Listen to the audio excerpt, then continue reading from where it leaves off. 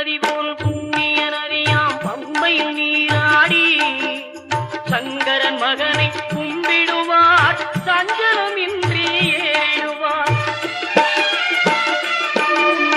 நீலிமலை ஏற்றம் சிவபாலனும் ஏற்றிடுவார். காலமெல்லாம் நமக்கே அருள்காவலனாயிருப்பார். தேகபலம் தா பாதபலம் தா தேகபலம் தா பாதபலம் தா தேகபலம் தாய